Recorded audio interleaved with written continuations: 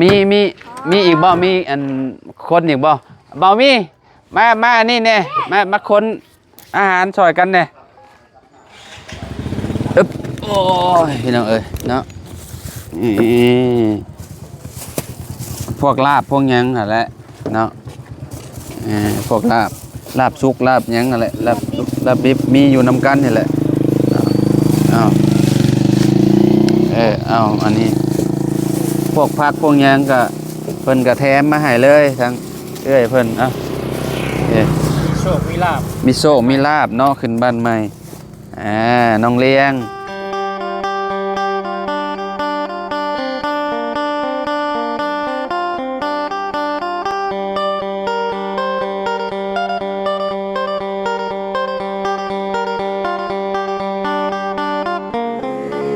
กราบสบายดีสวัสดีพ่อแม่พี่น้อง FC เบิร์ดสุขุสุคนเนาะบอกว่าสิอยู่ในและกระต่างประเทศเด้อพี่น้องเด้อเนาะมาพบกับเฮาเนาะมื้อนี้พี่น้องเนาะเฮาก็อยู่ที่บ้านน้องแต่งจริงเนาะเพราะว่าเป็นมื้อขึ้นบ้านใหม่ของน้องเพิ่นพ่อแม่พี่น้องเนาะได้เลิกงามยามดีเนาะมื้อนี้ก็โอ้ยพี่น้องเนาะยามเช้าท้องฟ้าก็สิแบบมืดแน่พี่น้องแล้วก็มีแดดออกมาหน่อยนึงพี่น้องเนาะก็คือเมื่อวานนี่ฝนตกเมื่อวานเนี่ยโอ้ยสุ่มเย็นขนาดเนาะขึ้นบ้านใหม่น้องแต่จริงเพิ่นพ่อแม่พี่น้องเนาะโอ้ถือว่าแบบยามเช้ามากับบได้มีฝนมีหยังก็ถือว่าสุดยอดแล้วเนาะเมื่อวานนี่ตกไปเลยเด้เนาะพ่อแม่พี่น้องเนาะเขาก็ได้ซื้ออาหารกันกินมาให้น้องเพิ่นเนาะเป็นพวกลาบพวกยังอะไรเนาะ30สุดเนาะสุดละ50กับล้าน500,000พี่น้อยเนาะเฮาซื้อมา30สุดพอดีเลยแล้วก็ซื้อน้ำก้อนมาพร้อมเนาะซื้อน้ำก้อนมากับประมาณ80,000เกือบ100,000พ่อแม่พี่น้องเนาะเอาก่อนอื่นก็ต้องขอขอบคุณเนาะทางไอ้น้อยเนาะและทีมงานเพิ่นหลายๆเนาะที่ให้น้องเป็นสะพานบุญให้เฮ็ดเทือนให้น้องใจดีน้องเต็งจริงเนาะน้องใจดีนำหั่นแหละเนาะก็ขอขอบคุณหลายๆเด้อเด้อเนาะก็ขอให้อ้ายเนาะและทีมงานอยู่ดีมีแฮงความเจ็บบ่ให้ได้ความไข้บ่ให้มีปรารถนาสิ่งใดก็ขอให้ได้สิ่งนั้นเด้อเนาะขอให้ร่ำให้รวยกว่าเก่าเด้อเนาะพร้อมทีมงานอ้ายหั่นแหละเนาะและก็พ่อแม่พี่น้อง FC เบิร์ดสุขูสู่คนเนาะขอบคุณหลายๆเด้อพี่น้องเด้อที่ติดตามและเป็นกำลังใจให้ทีมงานชุมเฮามาตลอดเนาะมื้อนี้ก็ขึ้นบ้านใหม่น้องเพิ่นเนาะพ่อแม่พี่น้องเนาะเพิ่นสิได้นอนบ้านหลังงามๆแล้วเนาะแต่ว่าก็ขึ้นเอามื้อเลิกงามยามดีมันเนาะเพราะว่าถ้าเลยไปแล้วมันก็ย่านมันดนหั่นน่ะเนาะพอดีว่าไปหาเลิกงามยามดีมานำทางญาเพิ่นเนาะญาเพิ่นว่าขึ้นได้เด้อว่าซั่นวันที่21เดือน7ลาวเนาะก็ขึ้นได้เนาะโอเคเดี๋ยวเฮาเอาอาหารกันกินลงก่อนเนาะพอดีว่ามาแต่เช้าแขกเพิ่นก็ยังมาบ่หลายปานใดเนาะมีแต่ญาติพี่น้องเพิ่นนี่แหละมาแต่งผ้าขอบผ้าควันหรือว่าแต่งแล้วแต่เมื่อคืนนี่ผู้บ่หรือว่าแนวใดเนาะไปเดี๋ยวเอาอาหารลงก่อนพ่อแม่พี่น้องเนาะไปเนาะพี่น้องมาสบายดีเอาทางเจ้าภาพบ่ได้นุ่งสินบ่มีสินนุ่งบ่นุ่งสินแล้วมันจะงามเนาะโดยสบายดีเด้อทางบาบุญเนาะนุ่งสินแล้วมันจะงามเนาะเฮานั่งใน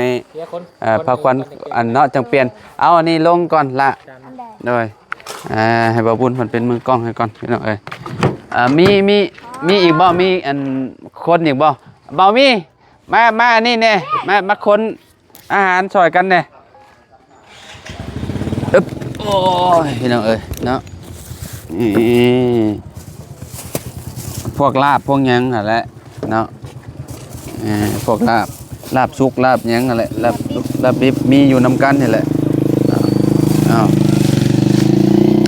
เอาอันนี้พวกผักพวกยังก็เพิ่นก็แถมมาให้เลยทั้งเอ้ยเพิ่นมีโชคมีลาบมีโชคมีลาบเนาะขึ้นบ้านใหม่น้องเลี้ยงน้องเจอดีโอเคส่งใส่อยู่จ้ะฮะ เอ้าน้องจะดีชื่อส่งจ้ะดาวอนอันน้ำก้อนเด้ นี่ใส่อะไรบ้าง น้ำก้อนมีแนวใส่อยู่บ่น้ำก้อน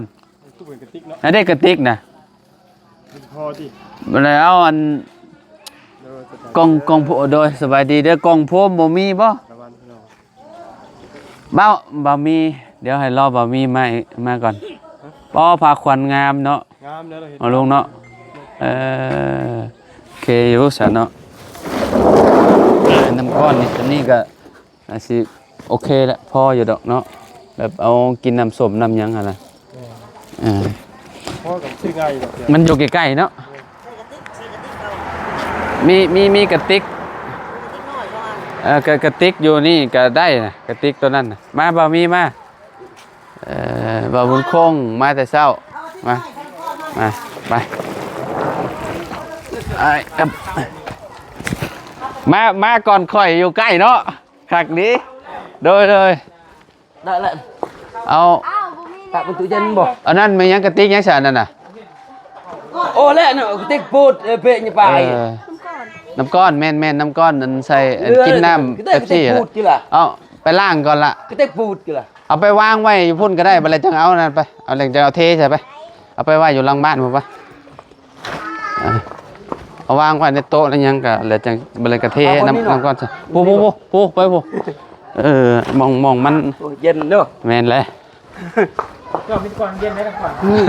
มันบ่อนะได้ติ เย็นนี่เด้อ ใช่มีหมองวะ บนนั่นบ่ ปลาหมองมันสะอาดเนี่ยพี่มาปลาไว้พี่นี่นี่วางไปนี่ฮะอันน่ะเด้กล่องโฟมน่ะกล่องโฟมมีเข่าบ่ เล่นเด้อกันแน่มึงเอาไอ้ตัวน่ะ กล่องโฟมนี่ก็ได้นี่เอาเข่าออกเบิ้ลนี่ ล้างเอา บ่ เนาะ เอาเข่าออกเบิ้ลนี่แล้วก็ล้างแล้วก็เอาเทใส่ได้แล้วใส่นี่แหละ จริงเอ้ย ไปมา จริง ขอบใจบาบุญละลายไปเข้าไปเบิ่งอยู่ในด้านในกัน น้ำก่อนเนาะ เบามีสบายดีเด้อสบายดีอีกเท่านึงเนาะมาซอยเวียกเราก็ได้แต่เช้าแต่จังม่วงมา 6 โมง 5 โมงมาให้ไป โดยเจ้าภาพอดเอาแน่เด้อไปปอไก่เนาะผักลีนี่พี่น้องเอ้ยเนาะ เปิ้ลเขาสารเขาเปลือกมวยปวด นี่แหละตามหลักการเลยได้คักแล้วบัดนี้นะมีมากล้วยมะพร้าวต้นกล้วย ต้นอ้อย ย่อตัวพูด ครบต้นคูณต้นย่อเนาะแล้วก็มีข้าวเปลือกข้าวสารเนาะพี่น้องเอ้ยแล้วก็หมักไหม้นี่ผ้าควันเนาะ งามเลยจัดเลย งาม งามเราไปจบ เพราะว่าอันนี้จะเป็นแบบประเพณีลาวลุ่มเฮาพี่น้องเอ้ยแบบนี้นะมีครบแบบนี้ถือว่าโอเคแล้วเนาะโอเคเอามาน้อยคือขึ้นมาแบบนี้เนาะ ระวังเลิกบอลเตะ ระวังเด้อมาน้อยพวกอันพวกไก่พวกหยังค่ะนะอันน่ะจะใช้ดาวอนน่ะดาวอนเอามาออกไปเนี่ยมาน้อยน่ะ เพราะมันหมาแน่เพราะมันหมาแน่แต่อย่าเอามันแน่ เปิดไฟเนี่ยลุงหนวดให้มันสว่างนะเปิดรถไฟโอ้ยมีไฟกับเปิดไฟเลยเปิดแล้วบ่ใส่แล้วว่าตัวเย็นน่ะเอามาตั้งเมี่ยนซื่อๆบ่นี่เปิดแล้วเนาะโอเคแล้วเดี๋ยวกินน้ำเย็นกับอันนั่นนี่แหละตู้เย็นซื้อมาเมื่อนั้นน่ะ เท่าไหร่อาจารย์ 4 ล้าน2เนาะมันประมาณจะเป็นเงินบาท 6,000บ่ได้ลุงเอ้ย เพลงเนาะ แม่นรุ่นนี่รุ่นคักเลยเด้เนาะไฮแล้วมันเป็นใหม่มันเป็นรุ่นใหม่แล้วก็คักแล้ว บอกว่าบอกห้อง คนเดียวสองคน บางคน เพื่อนสนิทบ่หมู่สนิทบ่ นิดในห้อง เข้ามาอยู่บ่ซะไม่ได้มาอยู่ เพราะว่าคันเขาเรียกนะเขานั่นเข้าเดี๋ยวเขาซัก โดยนึกไม่หน่อยเนาะเดี๋ยวแต่งตัวงามๆได้เจ้าของเรือนใส่สิ้นใส่หยังแล้วเนาะ จะได้บอกท่านคนเลย เพิ่นยังเฮ็ดเวียกเด้พี่น้องเอ้ยเนาะนี่แหละอันเวลานั่งกินนั่งหยังกับ ดีเจเฮาไว้นอนคืนนึงบ่จักดีเจ นั่งอยู่นี่เนาะ นอน ดีเจอัน สภาพเก่าอยู่ เนาะบ่ได้อาบน้ำแต่ว่าวันบ่จักกันนี่เสื้อผ้าก็ยังบ่ใส่อยู่ปาโตตลอดเลย รู้สภาพร้องบ่ได้เด้ แม่นเพิ่นสไตล์เพิ่นสิแบบนี้ตลอดเนาะคนมาหลายอยู่บ่อันแขกเพิ่นหรือว่ามีสำนี้บ่ ยังบ่ฮู้ยังบ่ได้ทันมาเมิด อันนี้น่ะมีแต่ บ่ อันนี้น่ะมีแต่คนผู้ไทยคนผู้ไทยนี่น่ะ ได้ใช้พ่อเจ้า พอค่อยเบิ่ง ฮะ ใช่เด่น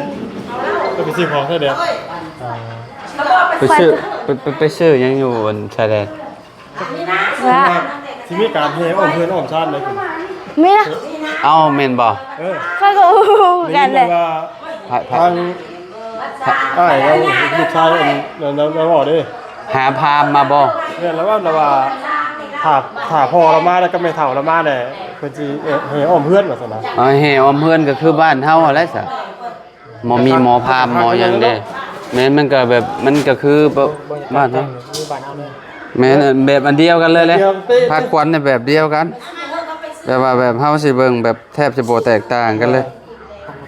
แค่นี้แต่ว่าวันประหัสแห่ได้บ่เป็นหยังถ้าวันศุกร์นี่ก็สิเอาแต่เช้า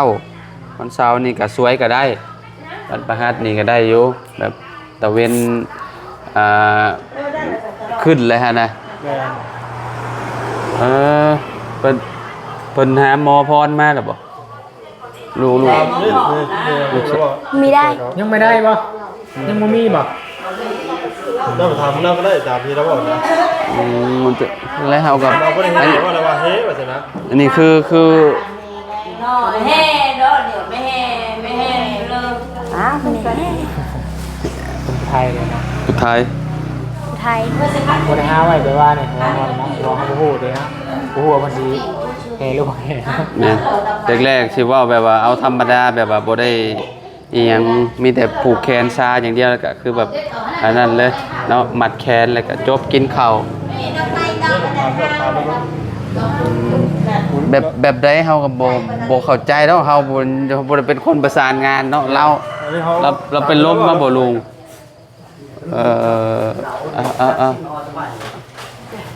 ไปเถอะถ้าทางเจ้าของเงินก็ไปชายแดนขอเพิ่นเอาให้น้องจริงๆเพิ่นไปแต่งตัวก่อนเนาะไปแต่งเสร็จใส่สินต้องเบิ่งก่อนเดี๋ยวออกมาเนาะใส่ชุดงาม ในสิ่งของพวกวันก็ นี่ความควัน นี่ก็บ่มีพวกวันก็ นี่ว่าวันยังก็ แต่งสิ่งของพวกวัน แต่งสินเข้าภาคขวัญเจดีก็กำลังแต่งโตวอยู่เนาะน้องเจดีพูดอยู่พุ่นนี่เนาะเมื่อคืนดีเจบรรเลงบ่เมื่อคืนนี่ อ๋อก็ดีเจกันน้อยเดียวนึง ฮะเปิด ประมาณชั่วโมงนะอยู่คืนหม้อมาหาหน่อนี่ เปิดเพลงหน่อยหนึงเนาะเอาแสนเนาะพี่น้องเอ้ยถ้าอ้อมมากล้วยอยู่พี่ก็มีเนาะก็ต้องเอาไว้อยู่พี่เลยโอ้เครือนี่งามมาเลยเครือใหญ่เลยเพิ่นไม่ใช่อาหารเพิ่นเห็ดใช้อาหารเพิ่นเห็ดอันแบบใดพวกหมูพวกหยังอันที่ว่าเพิ่นซื้อมานะไปเบิ่งอาหารเพิ่นก่อน ได้ละ ผ้าขวัญงามเป็นบ้านใหม่มา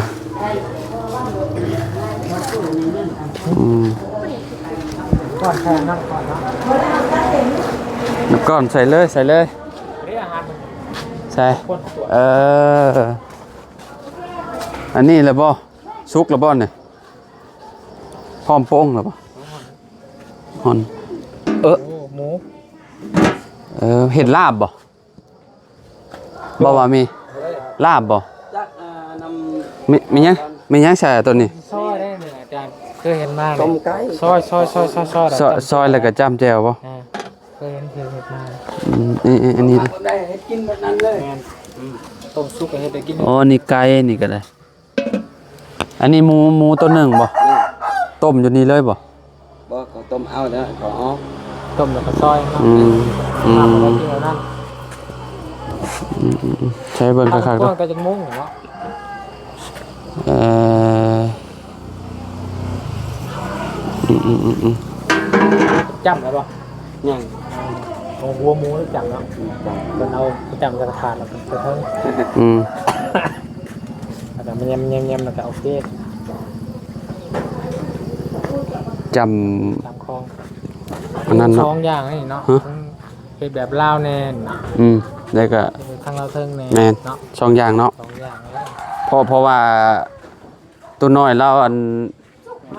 เราลุมพร้อมติอันน่ะใช้เห็ดยังพักกันเห็ดยังอยู่นี่คือปิดอยู่นี่โอ้ โต้ตั้งโต้ อืม น้องแต่จริงๆมันกำลังเสร็จงาน แต่งโตวใส่สุดงามอันนี้จานอันนี้กระจานเพิ่นซื้อมาเด้เพิ่นเริ่มมาแล้ว บ้านในเนาะ ทาง บ้านในที่เป็นคนไทยเนาะคนไทยสลายของ เริ่มมาแล้วโอ้เพิ่นกลับมาแล้วพากัน ไม่ไปลีเอ้ไม่ยินมาได้เลยไปลี มาประมาณแล้ว พุ่นละ9:00 นพุ่นละแต่ละคนก็ได้9:00 นเนาะหมู่สะดวกมาก็หมู่สะดวกมาตอนใดก็มาตอนนั้นนะมันก็แบบเบิดมื้อนะมื้อนี้น่ะแสดงความยินดีกับน้องเพิ่นมื้อได้มื้อนี้เนาะพ่อแม่พี่น้องเนาะ ให้ได้เลยลี ถ้าเบิ่งน้องใจะดีก็ยังบ่มาอยู่เนาะคนเริ่มมาแล้วเด้นี่จักโมงน่ะ7:00 นบ่7:00 นจังนาทีแล้ว7:00 นก็ใกล้สิครึ่งแล้วพี่น้องยังเหลืออยู่1 นาทีเนาะ7:30 นแล้ว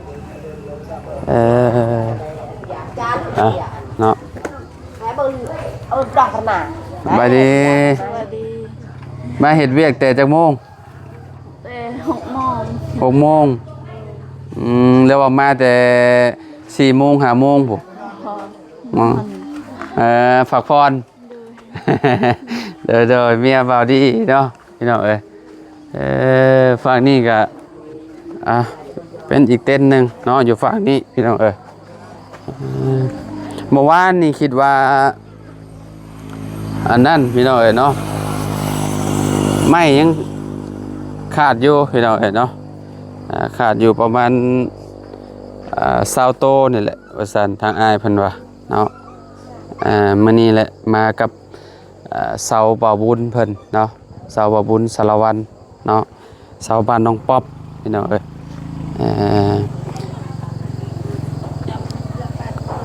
พอเอามากองไว้วันนี้มันก็บ่ได้หลายปานใดเฮ็ดเทือนหลังหนึงใหม่เนาะประมาณส่ำนี้พี่น้อง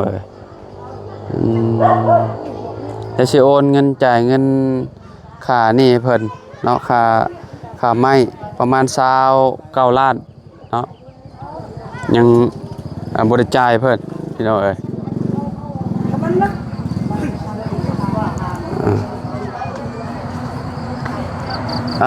เนาะโอเคใช่พี่น้องเนาะเดี๋ยวจังหวะกันใหม่เนาะอยู่ดีมีแห้งมาสุขสุขคนมื้อนี้ก็เนาะขึ้นบ้านใหม่น้องเพิ่นแล้วเนาะก็ขอให้มีแต่โชคมีแต่ลาภเนาะขอให้อยู่เย็นเป็นสุขเนาะอยู่บ้านหลังนี้ก็ขอให้มีแต่สิ่งดีๆเข้ามาเนาะทางครอบครัวน้องจริงๆเพิ่นเนาะใช้อันน้องเพิ่นกำลังแต่งตัวอยู่เนาะปิดพาถ่ายรถให้บ่าวบุญก่อน